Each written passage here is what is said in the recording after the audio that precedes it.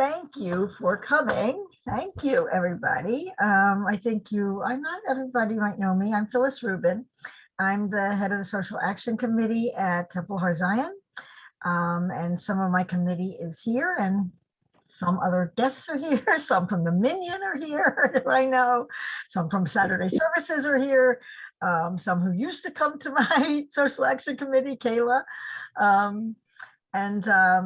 Anyway, and some from out of town, I think, and some of Steven's family are here, and this is wonderful. Thank you, everybody, for coming.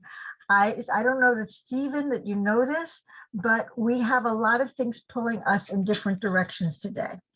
There is a Chicagoland Jewish Fest that starts right now. That is nowhere near us. It's up on the north side. So of course, every temple is represented. Every temple has a crew there. And so probably a lot of our people are up there working booths. Also, we got I think an emergency call from the temple before Shabbat saying they needed people today at 11 o'clock to help pack up the groceries that we've been collecting for Jews in need. So they're at the temple now at 11 o'clock, putting that together. And so, all of this it's good that we're doing all these activities, but it's hard when it draws away from good things that we're doing, because we'd all like to probably do all of these three things, but we can't. We can only pick one at a time. So I just wanted for you to know that, Stephen, that there are a lot of things going on at the same time.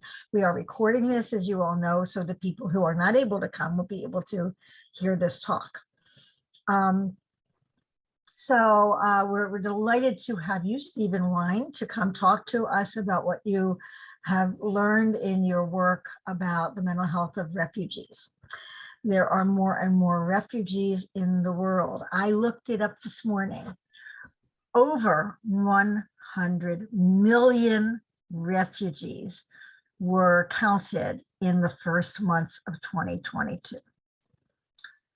It keeps going up, as you know. That's not a surprise to any of us, I'm sure. And how they describe it is this number are people who have been forcibly displaced worldwide due to persecution, conflict, violence, or human rights violations.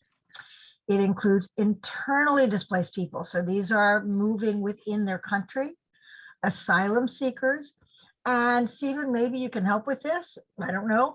Another category is Venezuelans displaced abroad, and I don't know why they're a special category.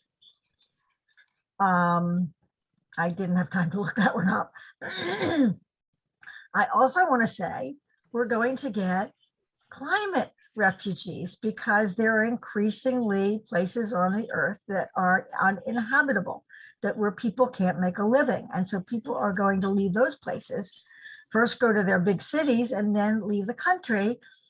And they all want to, so many of them want to come here. And it's understandable, because we have seemed to be a place where they can survive. That's questionable at the moment. Anyway, and they certainly at the moment all can't survive here. So that's another big issue. But they all want to come. They all need to go someplace where they can make a living and feel safe. And so, and I think, Steven, you would probably say that even if they're not forcibly displaced because of trauma and war, anyone, even if they're, if they don't want to leave their home, that's a trauma when they have to. So because of climate, they might not be forcibly, like in a war, displaced, but they're displaced out of their own will, against their own will. They have to go to live. And so that's a trauma, and that's, I guess, what we'll hear about more. The other thing I want to tell everyone is that I think you all know that Oak Park Temple has sponsored a refugee family. I think they're from Afghanistan. Mm-hmm. So what we're going to talk about is directly applicable to them. And if any of us in the now or in the coming months or a year volunteer to help that family, This is good information to know. The other thing that Rabbi Glick has said to me is, we're going to sponsor a refugee family. So I don't know how soon that's going to happen. And I don't know how that will come to pass. But if we do, we need to know about this, because the more we understand how they're suffering, I hope we can, you know, be open to being warm to them and welcoming them and supporting them in the ways they need it, and also talking to the people we know to help other people also be welcoming to them, and to reverse some of these trends that are going in the other direction. So with that, I am now going to turn this over to Charisse Rosen, who is going to introduce Dr. Weine. So thank you, Phyllis, for that introduction and opening up the session. It's really, you know, all the thoughtful areas that Steven's going to be touching on. And so thank you. Well, it's really a privilege and honor to introduce you, Dr. Weine, formally. We've been colleagues and friends for many years. For those of you who don't know Dr. Weine, he is a professor of psychiatry at the University College of Medicine, where he's also the director of global medicine and the director of the Center of Global Health. For over 30 years, he's been conducting research both with refugees and migrants in the US and in post-conflict countries, focused on mental health, and violence prevention. His research mission is to develop, implement, and evaluate psychosocial interventions that are feasible, acceptable, and effective with respect to the complex real-life context where at-risk populations live. Before we started this session, we were talking about all the places he's already traveled post-COVID, and he's already very actively in the fields once again. And thank you for all the work that you're doing. So this work has been supported by multiple grants from NIMH, DHS, NIJ, other state, federal, and private funders, all with collaborations from community partners within the various regions. This work has resulted in more than 130 publications and 2 books. He's been awarded 2 Career Scientist Awards, the services-based research with refugee families from the National Institute of Mental Health, and labor, migration, and multi-level HIV prevention from the National Institute of Child Health and Human Development. Dr. Weine is considered one of the world leaders in refugee and migrant mental health issues. So with that, I thank you for joining us, and I will turn over the session to you. Okay, thank you very much, Charisse. And thanks, Phyllis. Thanks all for taking time out of your busy schedules and all of your other activist activities to be part of this conversation. It's a great opportunity for me to share with you, especially given that you may be involved in working with a refugee family, which I think would be a great thing. I'm going to talk to you a little bit about what are refugees, a little bit more on the numbers globally and in the US. And then I want to share some kind of lessons learned from working with refugees for 30 years, including drawing on experiences with Bosnian refugees who came to the United States in the 1990s, and with Syrian refugees, recently with Afghanis, also those from Africa, from Burundi, Liberia, other such places. And now we have many refugees from Ukraine. So we'll try to talk about all of those things. I'll try to focus a little bit on mental health issues, what you can expect, what we should do, what we shouldn't do. It's not going to be an academic talk. I'm not using slides. I'm really just going to talk from my notes and from thoughts I have in my head. So I'll talk for 20 minutes or a half hour. You can interrupt me at any point if you want. just like shout out or raise your hand on the Zoom, and then we'll leave plenty of time for discussion and Q&A. Okay, so let's just start with the definition of a refugee. Under US law, a refugee is a person who's unable or unwilling to return to his or her home country because of, and this is the famous phrase, a well-founded fear of persecution due to race, membership in a particular social group, political opinion, religion, or national origin. And this is the definition that's defined in the UN Charter on Refugees from 1951, and it was adapted into the US Refugee Act of 1980. That's a very clear legal and political definition. So individuals are given refugee status by the UNHCR, United Nations High Commission for Refugees, and acknowledged by different governments. It's different to be a refugee than it is to be a migrant, though you'd say all refugees are migrants, but there are many different kinds of migrants, like labor migrants, seasonal migrants, economic migrants, tourists are migrants. But being a refugee is something very special. What Phyllis shared before is that the number of refugees or the number of forcibly displaced persons in the world has grown every year. And we've said the same thing every year for the last many years, that it's the highest that it's ever been since World War II. And it's higher yet again this year with the crisis in Ukraine and also the situation in Afghanistan. So there's over 100 million forcibly displaced persons worldwide. That includes 48 million internally displaced persons. Actually, I'd say that number has grown. It's somewhere in the 50s. Internally displaced, which means they're within the borders of their country. So they might have lived in Eastern Ukraine and now they're in Western Ukraine. Or they might have lived one part of Syria, now they're in a different part of Syria. They haven't crossed international borders. And then you have refugees, who are persons who are given this formal recognition of a refugee status by the UNHCR, such as Syrians, such as Venezuelans. And then you have asylum seekers.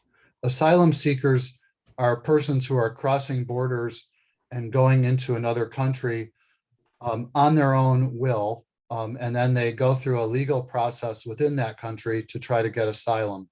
And so we have a lot of asylum seekers in the US. Most of them are persons crossing the southern border and going through a legal process to see if they can get approval. So refugees are different because, like, the US has a refugee program. And every year, the president makes a recommendation to Congress that this year we'll take in X number of refugees. Congress approves it and funds it. And then there's like a consortium of NGOs that all over the states, different states of the US, that resettle those refugees. So that's somebody mentioned they worked with HIAS in resettling refugees. That's through the official, program of refugee resettlement. So the US has resettled a great many refugees over the years.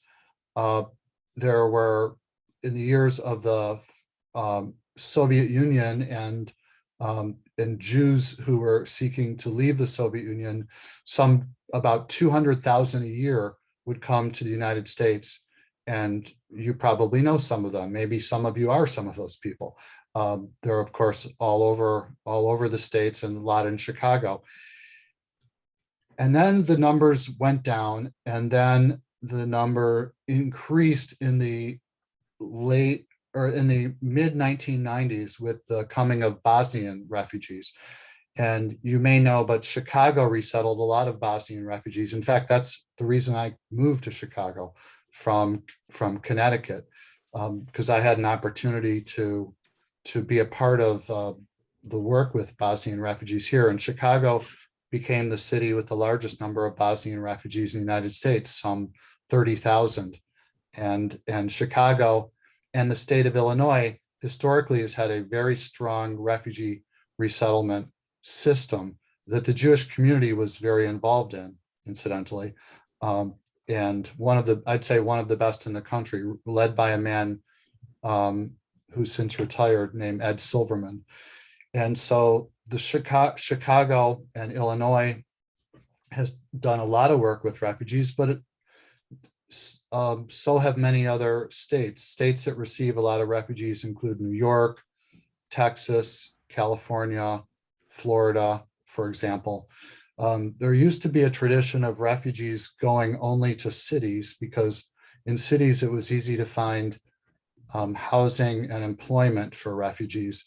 But lately there's been a tendency for refugees to go to areas kind of where there's work. So a lot of end up in meatpacking areas with meatpacking plants, like in Iowa, for example, and in more rural and also more suburban locations. So that's a different trend, which also makes it a little bit more difficult to get services for them. So in the US, refugees have tended to be resettled through organizations, not so much individually. So an organization like Catholic Charities or Heartland Alliance will take in, several hundred refugee families, and they have a kind of well-oiled machine for bringing in refugees, for supporting them, finding them housing, teaching them English, getting their kids in school.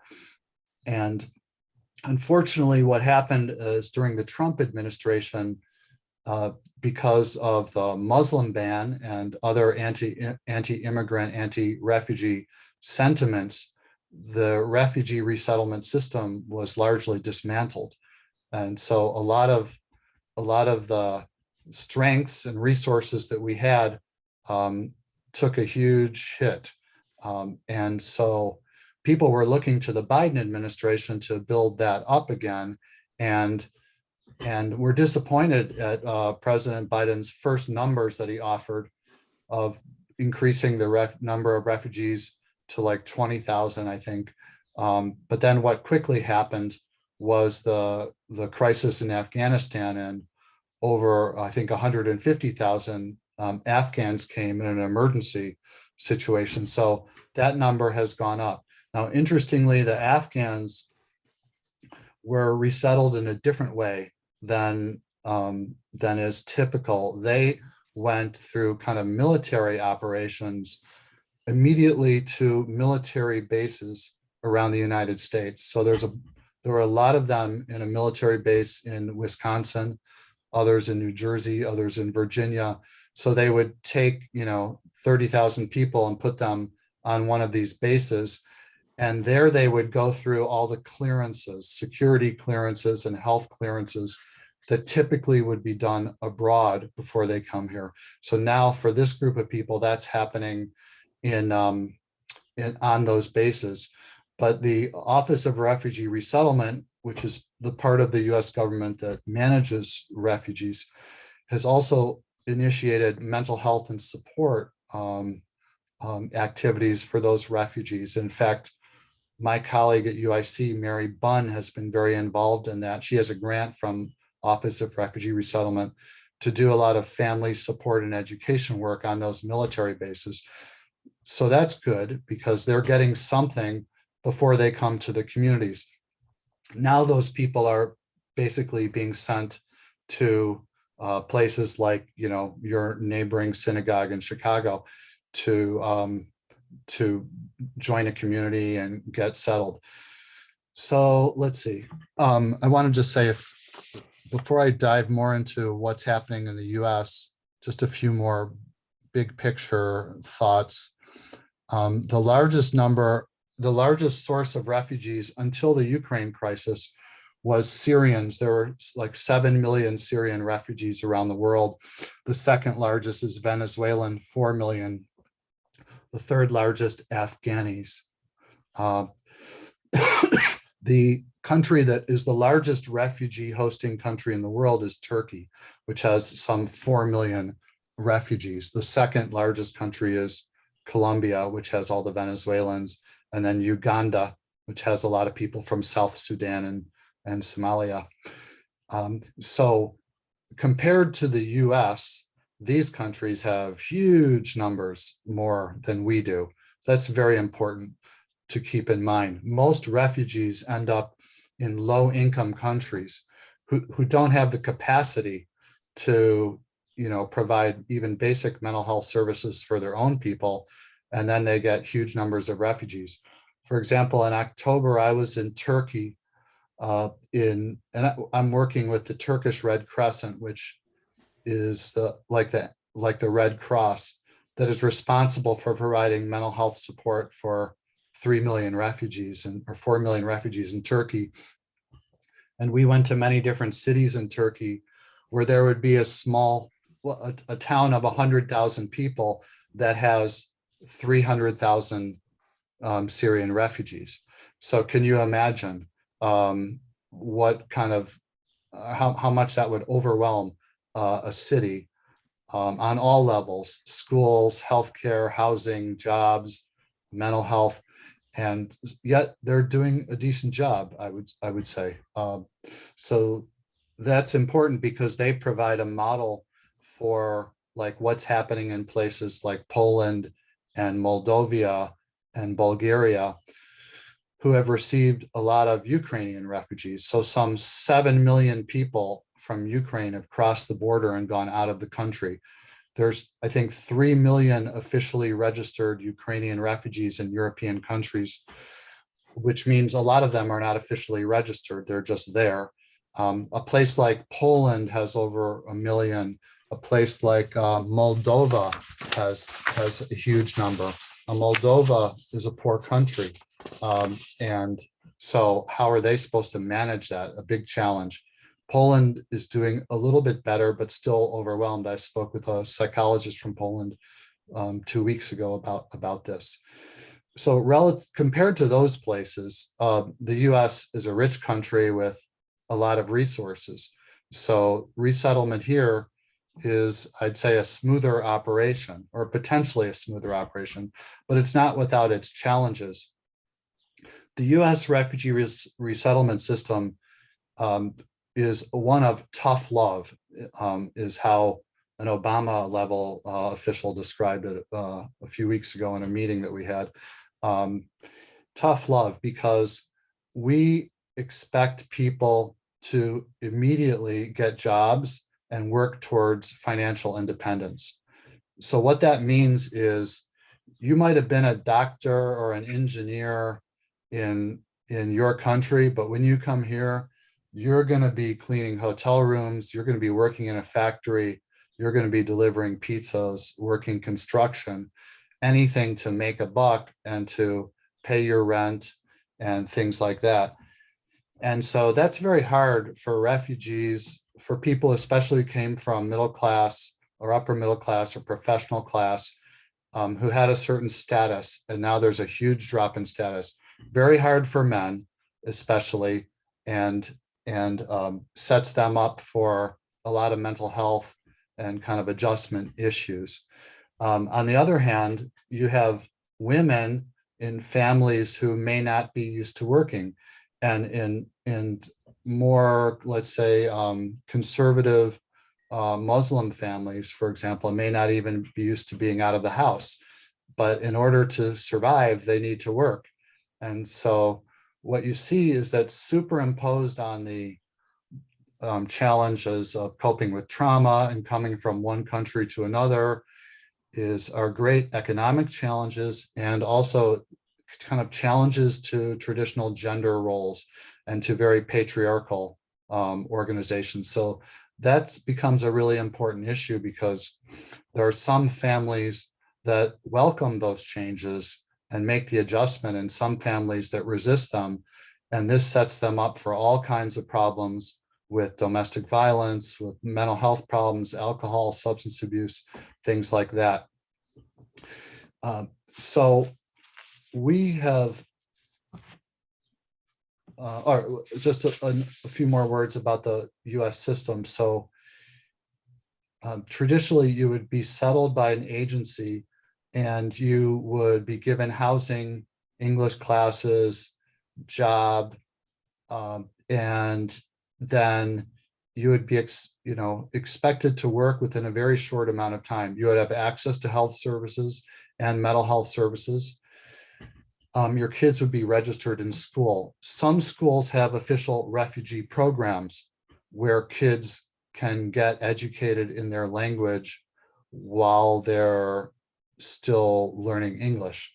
Others are not, don't have that. When I started working with Bosnians in the 1990s, a school like Amundsen High School on the north side had such a program. So they hired a Bosnian teacher to teach the class, and they would have 30 Bosnian kids in the class, and they would eventually transition into mainstream. Now, those kids also had access to mental health services and things like that, because there are a lot of issues for kids. So the issues for kids are, a lot of kids might have missed several years of school because they were in a camp, or they were fleeing, or they were internally displaced in their country. So they might have missed 2 or 3 years of formal education. They probably don't speak English. They might have post-traumatic stress disorder or some other kind of behavioral problem related to all that they've been through. They might have a learning disability or neurodevelopmental problem. And so they need careful assessment to make sure that they get the right kind of placement and individualized educational plan if they need it. And another issue that's especially important is the parents' ability to understand the US educational system and how they can play a role in helping them. Most refugee, and I would say immigrant parents, are terrified of going to school and talking with the teacher, things like that. They feel like it's not their place. And so they end up not being a really good advocate for their kid in school oftentimes. And so parents need to be, in effect, taught how to parent and how to be an advocate for their kid in a US education system. And that becomes another really important task for them. So let's see, I want to reflect on the some of the mental health issues. So we started working with Bosnians in Connecticut and New York, and then in Chicago, and we did some surveys of them. And we tried to see how many of them, adults and kids, were having problems with post-traumatic stress disorder or other related diagnoses. And what would you imagine would be the percent that we would find? Take a guess. Yes, I see someone raise their hand, a woman, Kayla. Probably pretty high. Yeah, give us a number. I want to say 90%.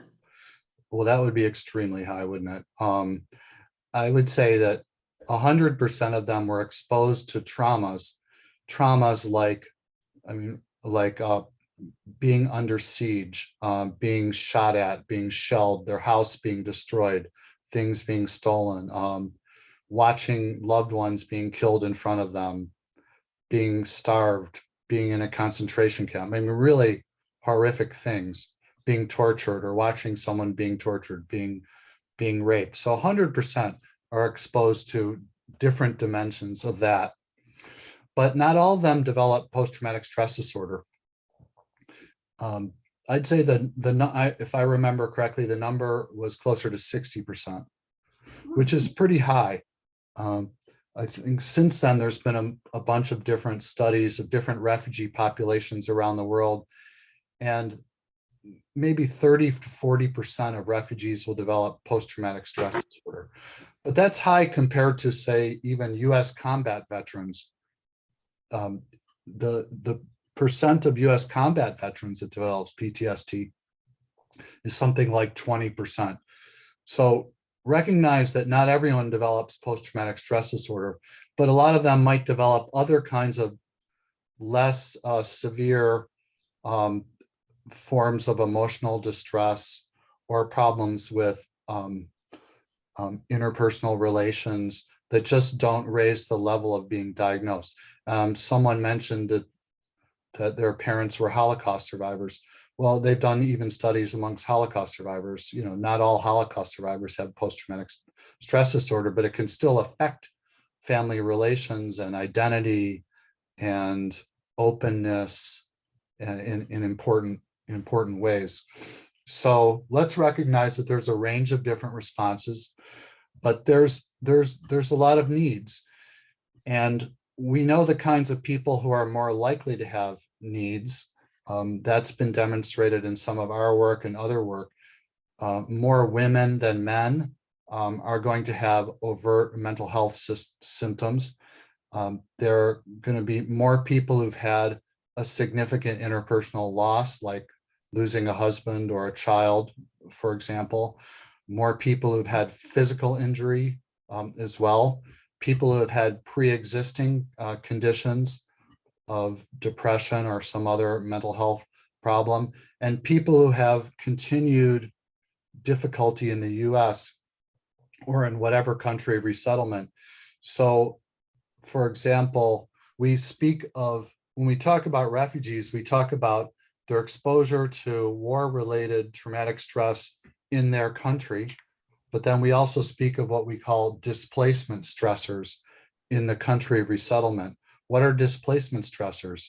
Working a low-wage job, being housed in a neighborhood where there's a lot of crime, not knowing your neighbors, being fearful, being harassed and bullied in school. Let's see, not having enough income, having food insecurity, being worried that you're going to be sent back to your country. These kinds of things, which are very, very common, interact with the symptoms that are the traumatic experiences they had in their country to make these things persist. So that's why doing a good job in the resettlement context with respect to housing, support, and all of that matters so much, because there's may not be anything you can do. Well, there is not anything you can do about their traumatic exposure, when they were in their country, but there are things you can do to lessen those displacement stressors here. And there are also things you can do to address the symptoms and the stories of PTSD. So places like Heartland Alliance and others in Chicago set up refugee mental health clinics. We at UIC collaborated with them to develop the Bosnian mental health program, for example, back in the 1980s.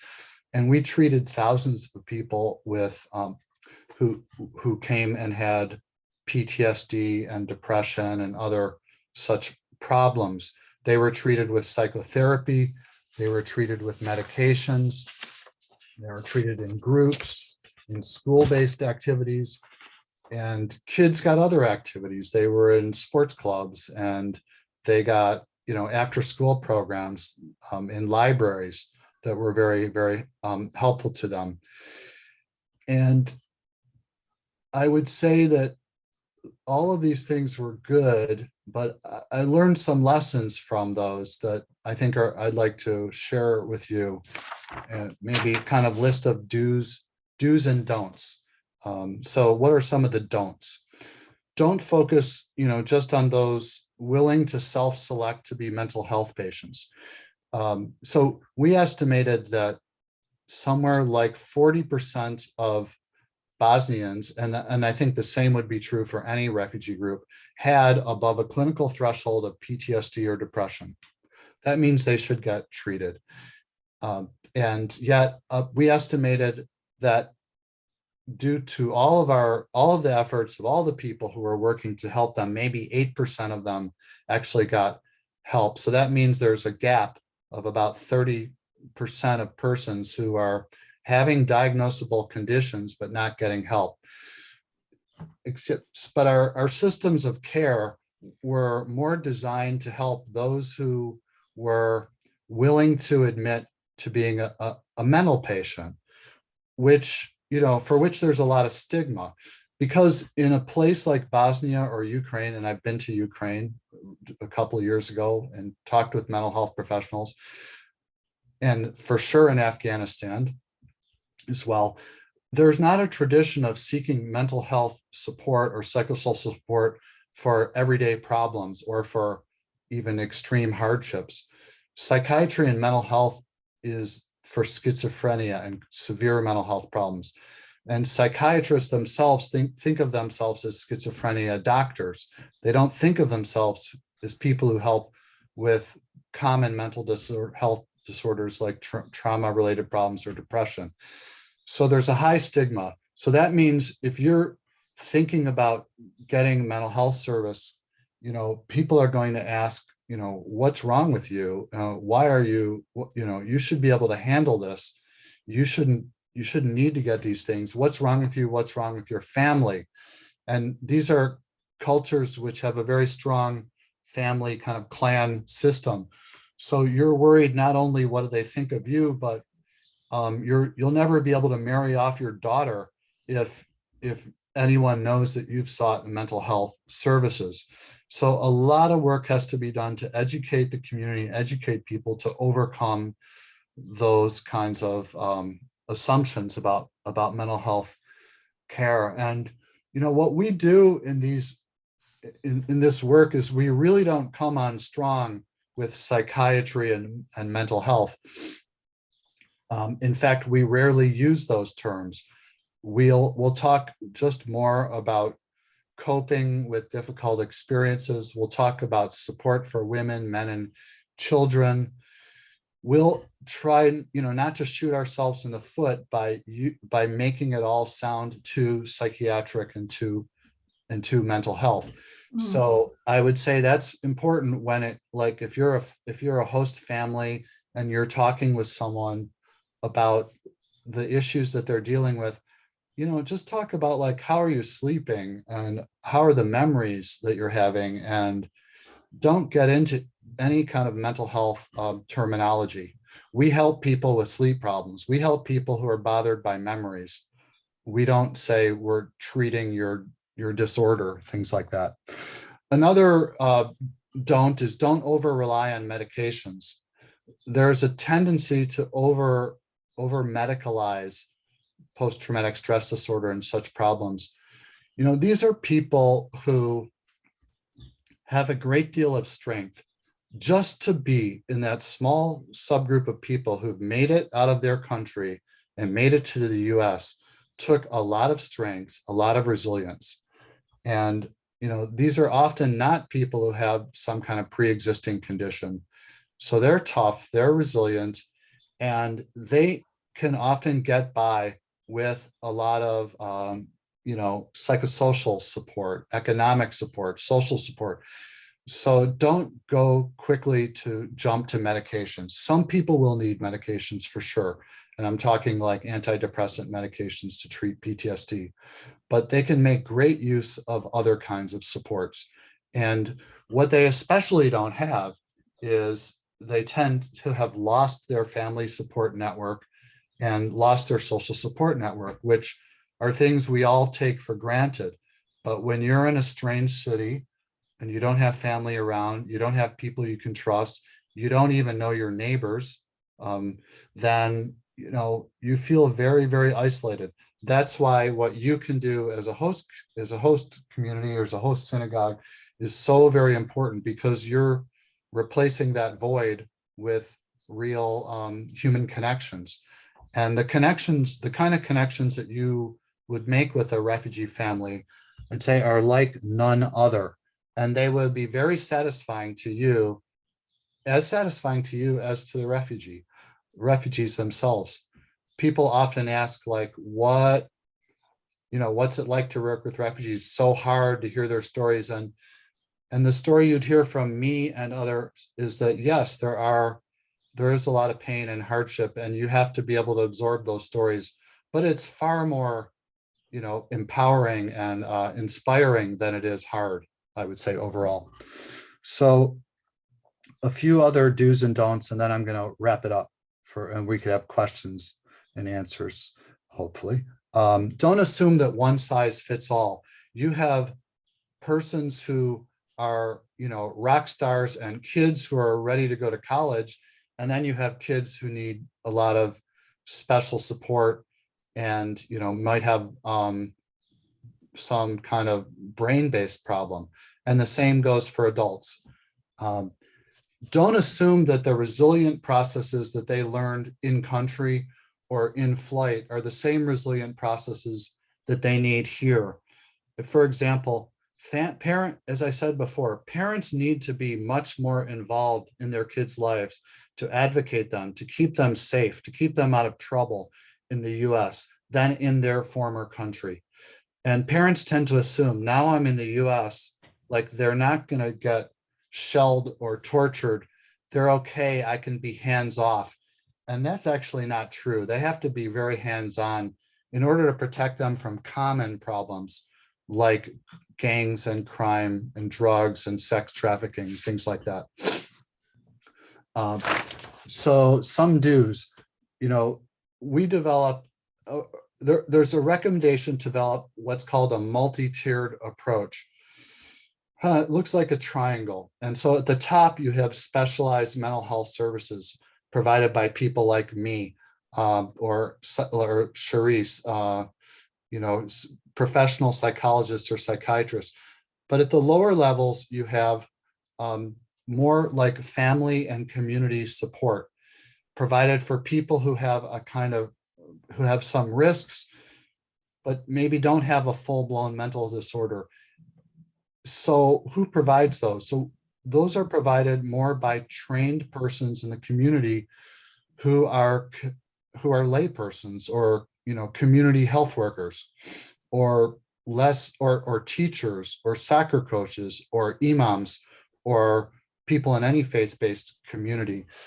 So the models of care that we develop are to train those kinds of people. So we created structures and programs, one of which is called CAFES, Coffee and Family Education and Support. It's a multiple family group where you bring together groups of refugee families, and who runs those groups are refugee women or men themselves who have been trained.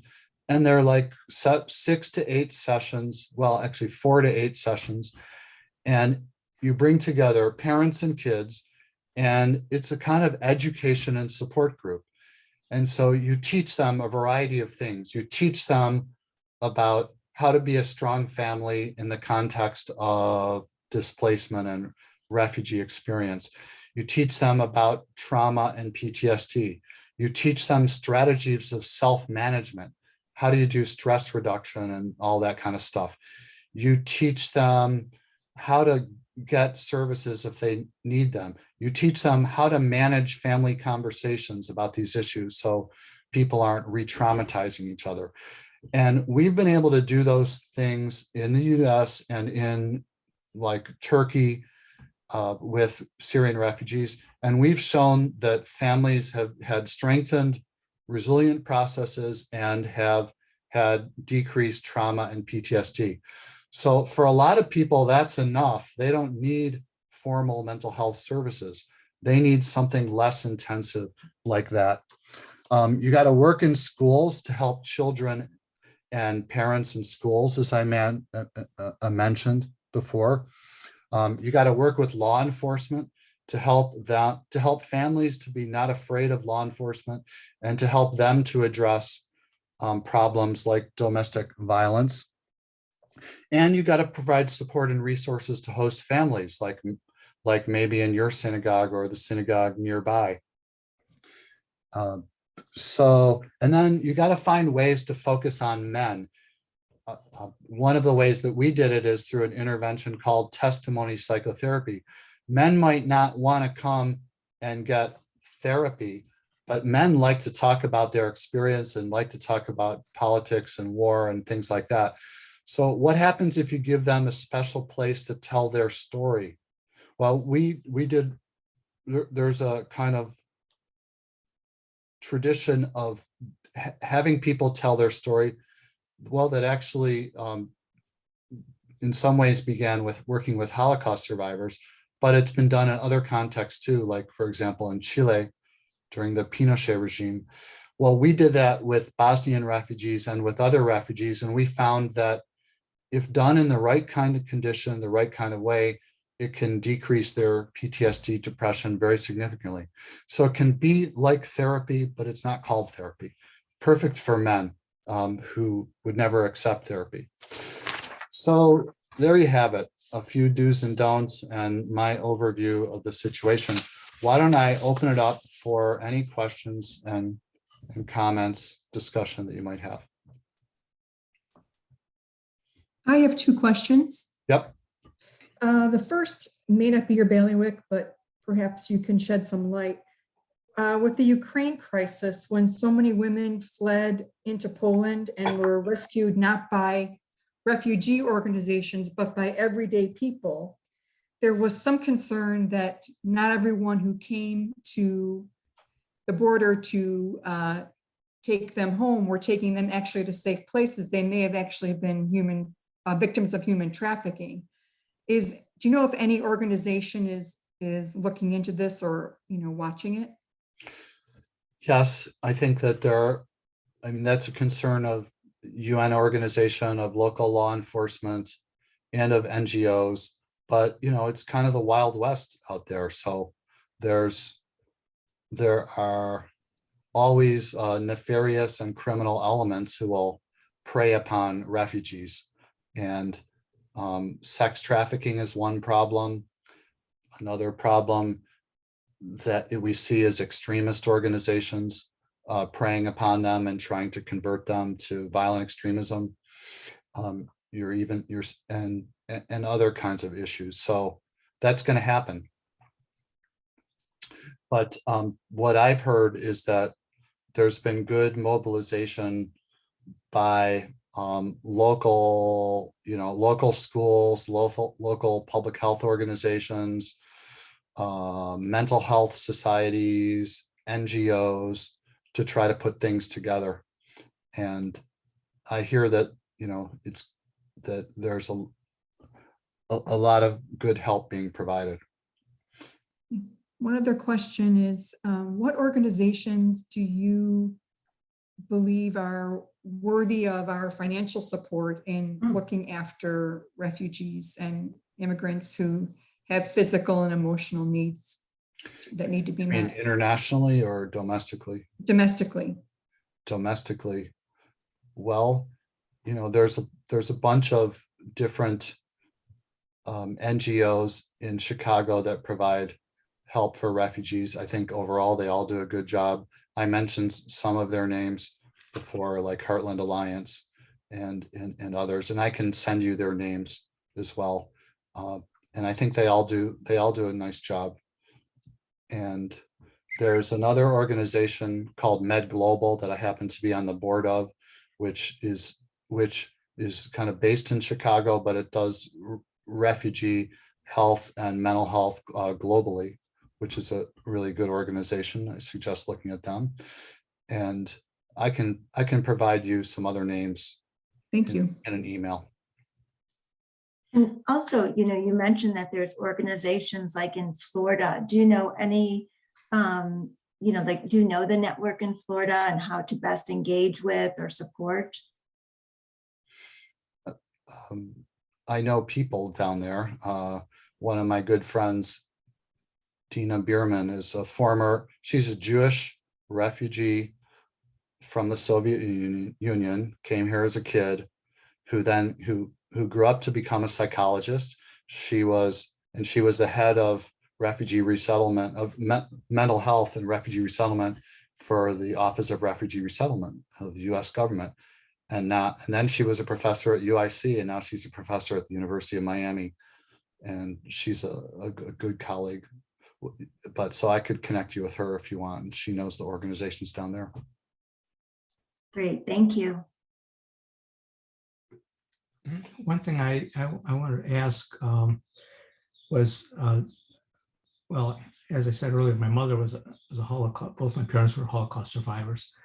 And I know that my mother never went for, psychotherapy or anything like that.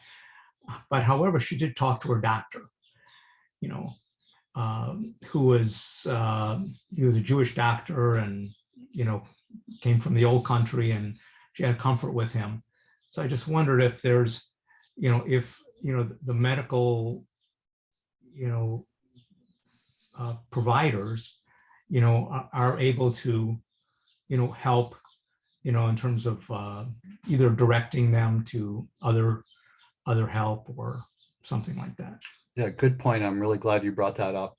So, I work in the space of global mental health. How do we provide mental health in low-income countries, which may or may not have a conflict? And, so the strategies there are, if you're in a country that doesn't have enough psychiatrists or psychologists to reach everybody, then you have to train primary care providers. And so we do that routinely, and it works. And that works here in the US too for, the vast majority of people who have depression get treated by their primary care provider, more with medication than I'd say with therapy. So your average primary care provider can do a good job of assessing the basic condition and treating, I'd say, straightforward, overt PTSD or depression or anxiety. And they can provide good kind of general emotional support and handholding. What they don't have the time to do is they don't have the time to do a more of an evidence-based psychotherapy, but they'll tend to refer people to those who need that. So I think that there are a lot of refugees who can get help and support from primary care providers, and that's a good thing. But they need much more than that. So I guess it's an and one and the other. We need both of those things. And in Chicago, there are a number of different kind of clinics where all the refugees will go and get health screenings. And so the doctors and nurses in those places are better trained to recognize this and do a good job of that. Thank you. But what do we want to do differently than what we did 40 or 50 years ago for that generation? There's a bunch of things we want to do differently. One is we want to educate people that you might have problems with memories and nightmares and trusting people and depressed mood and fearfulness and panic attacks. And those are expectable reactions to an extreme situation. They don't mean you're going crazy. They don't mean, there's something wrong with you. And you can get help. And here are, first thing, you can help yourself. And there's a number of strategies that I could teach you in 5 minutes that you could use to help with those. There's deep breathing. There's what we call grounding. There's other just kind of quick stress reduction activities that people can use in their own time: meditation, yoga, exercise. But if you need more, there's places where you can go and there's things you could do to get help with that. So we want everyone to be educated like that, so they're not suffering alone and they have information. What all refugees say, I've heard this 1,000 times, is nobody gave us information on what to expect and where we could go and what we could do. And that includes especially about mental health issues. And we don't trust people. We tend not to trust people and organizations and authorities. Why don't they trust people? Because they've been let down. by their government, by other governments. They're afraid of those kinds of things. So we need to help give them the information and help them to trust. And so I think that, the vast majority of refugees are not going to be seen by a mental health professional. They are going to be seen by, by teachers, by employers, by health professionals, by faith leaders, by soccer coaches.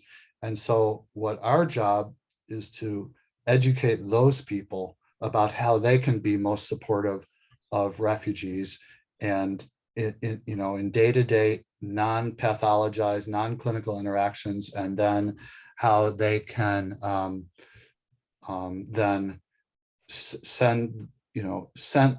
identify and handhold and send those people to specialized mental health services if they really need something more. That's what we can do different for this generation than for your parents' generation. And that's what we're doing. But we don't have a really great system, I'd say. We have to kind of build the system a little bit every time. So now we're doing it for Afghans and for Ukrainians, for Burmese, for Syrians and Iraqis, partly because of the Trump administration having eroded those things, and it's a new generation of people like yourselves who are getting involved in helping refugees. So long-winded answer, but I think I worked in a lot of key points in there. I hope it was helpful. Yes. This is wonderful. I had to step away to open another meeting, but I've been taking copious notes, so I'm going to listen to the recording and get what I missed. But way back at the beginning, you said something that I wanted to ask you about, if you can talk more about it. You said all these other countries, Colombia, Turkey, and one other one, that have taken in more refugees than we have, and that they're poor countries. And you said they've done it successfully. Do you know how they've done it successfully? Well, they do it in different ways, and I don't want to gloss over difficulties, but I'm overall impressed at what's happened in Turkey, for example. I've spent a lot of time and working with the Turkish Red Crescent. Can you imagine if Chicago resettled 1 million refugees? We would have civil disorder. We could never handle that. We can barely handle the small number we get. So it's happening there on a scale that's unimaginable. And the government has welcomed them, and they've found them jobs, and they've found them housing. 85% of the refugees in Turkey are not in camps. They're just integrated into cities. And, at first they had special Syrian schools, but because they were just trying to get kids into school. Now they have brought kids into regular schools, like, just regular public schools. And they offer health and mental health services. So we just did an evaluation of the mental health and psychosocial program of the Turkish Red Crescent. They have 16 community centers around the country, and they offer, all the kinds of services like a Heartland Alliance offers here for those refugees, except on a much larger scale. They have been given funds by the German government and the EU, who basically said, we don't want Turkish refugees in Europe. Syrian refugees in Europe, keep them in Turkey, we'll support you to do it. So that's one way they've done it. They've allowed people to get jobs and enter the job market. Now, I think the places where it's weak there are too many children who are working, which is a problem in Turkey in general, a problem of child labor. So if your 14 or 15 years old, you have a really important choice. Are you going to work or continue your education? And there's a lot of pressure on kids to work and earn money.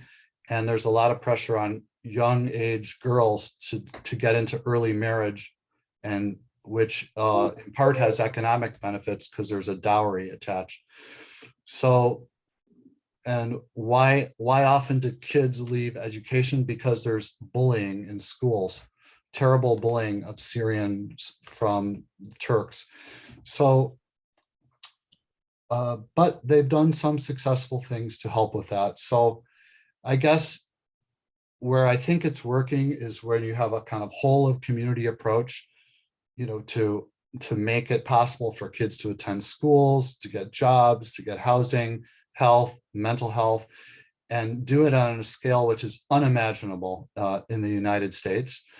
In the United States, we're much more lucky. You just have to worry about one family if you're hosting them, or maybe Chicago has to worry about 500 families, not a million people. So, and we're a rich country, we can do it. But the problem is, as you know, that we have a very weak mental health system in this country, and you can't expect the fragmented, weak, or non-existent mental health system, public mental health system in the US to be able to address these needs. So we essentially build a para system for refugees because we don't expect any of them to go to like community mental health centers. That's just not going to happen.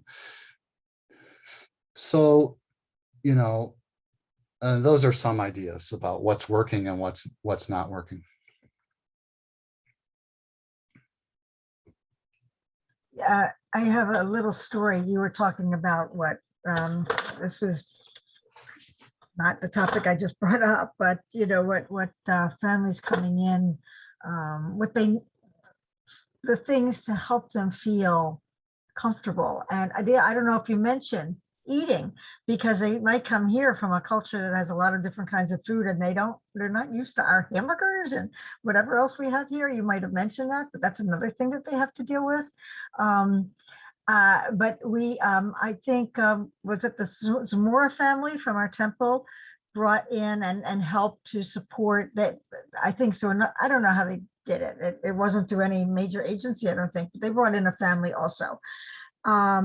Was it, Ed, do you know, Maury, do you know, was it an Afghan family? I'm not sure. But anyway, I remember when I was helping my neighbor move out of her condo, and we were trying to figure out with Michael Zamora what they needed. And they took some of her furniture and they wanted rugs, because they put rugs down everywhere. No flooring. That helped them. That's what they were used to, rugs on the floor. And so by Madeline Schiffman's one rug, they helped cover all their floors. And so that's just an example of, you know, how to help these families feel more comfortable here. Yeah, that's a good example. So that I'm going to elaborate on that for a second. So a big focus of our work has been family resilience. You know, again, I said, these are often strong families. I don't want to idealize or romanticize families. I know there can be problems within families, but they have strengths. So they can find strengths in family rituals, like faith, like the way they make their home, as you described, food, activities they like to do together, like go to the park together.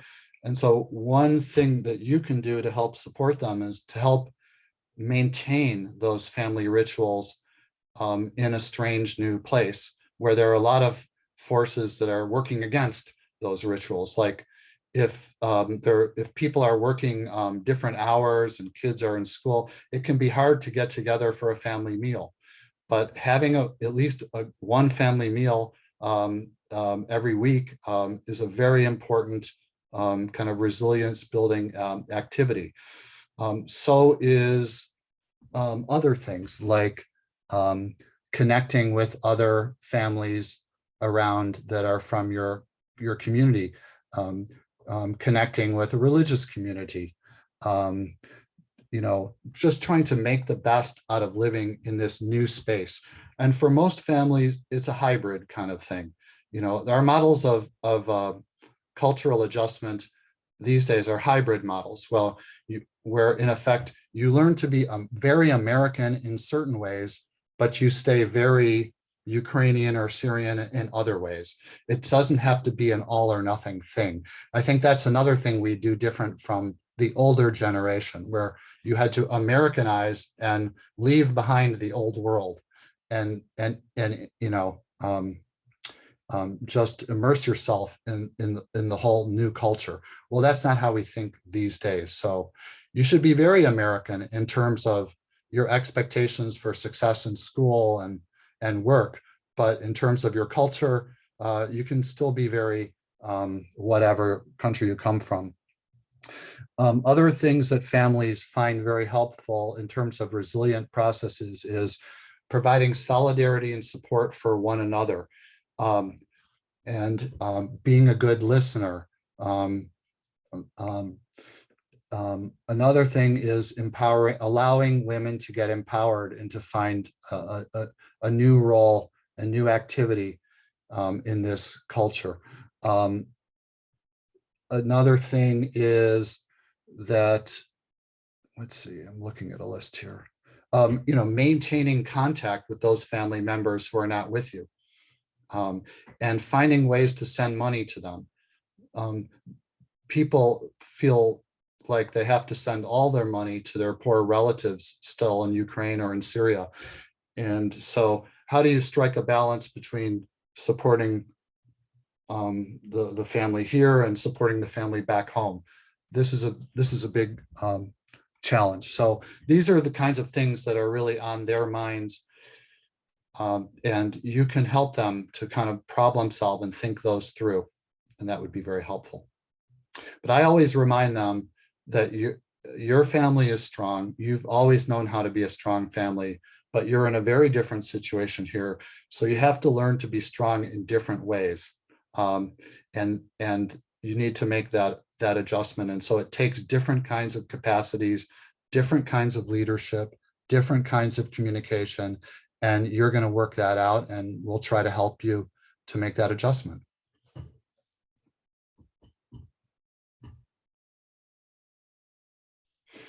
So I had a question. Next door to us actually moved some Ukrainian refugees. They moved into the house next door. And so, one of the biggest issues, we would love to engage with them and, do all of these things, these support, like tie them in with support networks, or really just kind of see what they need. But there's a really huge language barrier. And so I think maybe my question is, like, in the first 30, 60, 90 days, what can we do? But also, how do we work to, bridge that language barrier, or how can we really tie that in when we have such a large uphill battle we've been communicating? Right. Well, there's a lot of Ukrainian Americans. We have Ukrainian Village in Chicago. There's a lot of Ukrainians around the city who are already involved in this, and they have relatives abroad or in Europe or who are here already. But you can try to reach out to them. Reach out through your synagogue to some Ukrainian churches and try to identify people who might want to help and work with you, and can kind of bridge the gap as they're learning English. What's going to happen in those families is that the kids are going to learn English really fast, and the adults are going to be a lot slower. And that's challenging because that creates a kind of power imbalance in the family. And it creates very awkward situations where 9-year-olds are interpreting for their parents' visits to the doctor or even worse things. And so what we hope is that the parents will learn enough, and that the balance of power in the family won't be so upended. So that's one thing to keep in mind when you're also working with those families. But I would say do something with these families now that doesn't depend on language, invite them over for a barbecue. Take the kids somewhere and play with them. Don't worry about the language thing. You know, you don't need to talk to them. Just create a good experience for them, or just bring them some food or gifts over there, and make yourself a friendly neighbor. That itself will be very, very helpful to them. And allow time for the relationship to grow.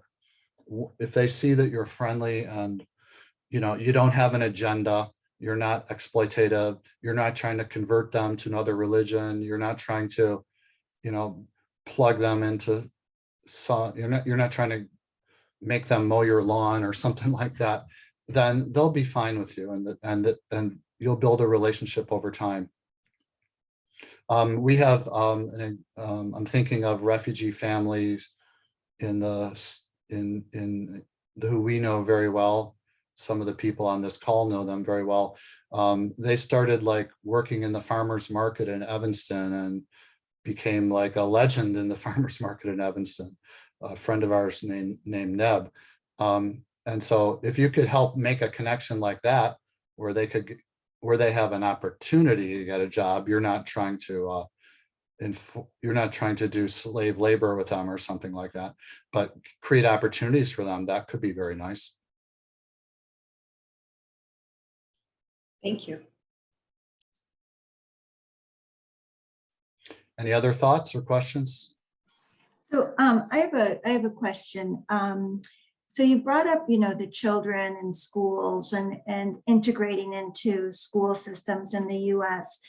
Do you know of are there formalized kind of anti-stigma curriculum or refugee curriculum developed for both teachers and for students that, can help, educate people globally and, kind of work at this anti-stigma, just around refugee status?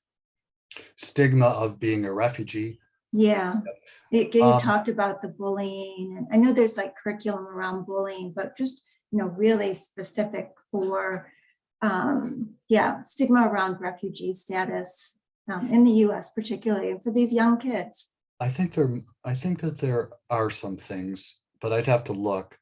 But there are a number of good websites that have a lot of resources. Let me get back to you on that. I'll try to pull some things. But there are materials like available for teachers and to do like youth activities and things like that, and that's important. But what I think you'll find is that in a number of different schools, what you'll see is different racial and ethnic minority groups pitted against one another. And so you'll see, not to single out any particular group, but Mexican or Latin American migrants to the US will say, hey, wait a second, why are these refugees getting these privileges that we haven't gotten? Because they have refugee status, they get certain things like access to jobs and housing and special education that your typical migrant doesn't get. And it's absolutely true. It's an inequity. And there are a lot of migrants who've had just a hard experience as refugees. So, and then the same thing happens with, let's just say, other racial minorities in the US. So schools have to be very active in kind of creating a nice, tolerant, multicultural environment and embracing refugees as a part of that. And that calls for good leadership in the school. And I think if you're a mental health professional or another, you can help schools to do that, but that's a challenge. I think some schools do it really well. I think some schools do it less well. But yeah, there are some resources out there, but let's just say that's a challenge that needs to be kind of worked on every time for every new kid and every new group.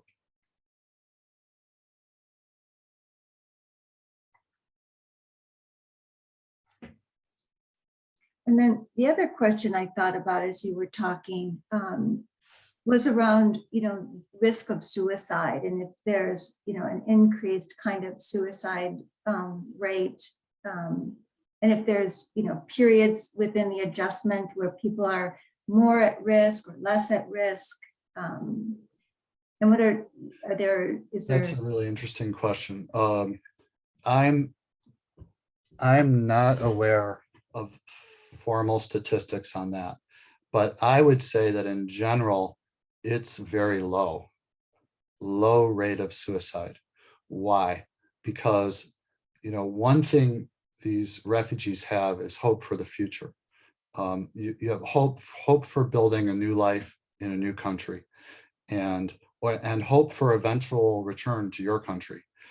So you will never meet a group of people who's been through worse situation, but has more hope than you will in refugees. They're generally very, very positive, and they have coped with a great deal of adversity. So we see a lot of depression, but we don't see a lot of suicide. I'm not saying there isn't some, but you don't see it in kids. I see it much more in countries where there's people who are traumatized and including internal displacement, and they don't see a future for themselves. But there's so much optimism that, we're going to get through it. And even if our generation isn't going to get through it, our kids are going to get through it.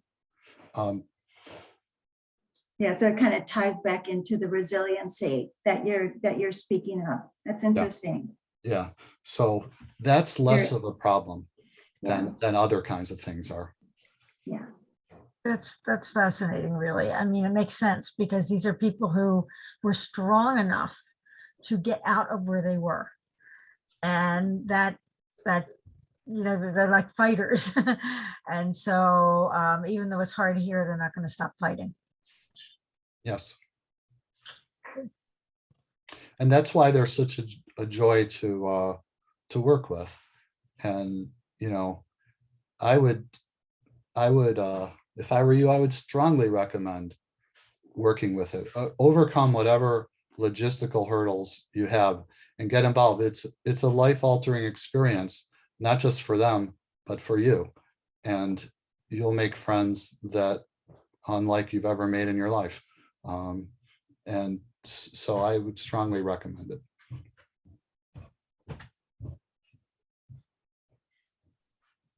That's a great thing. I don't know if anybody has another question, but that's just a wonderful way to end this or to start to wrap it up.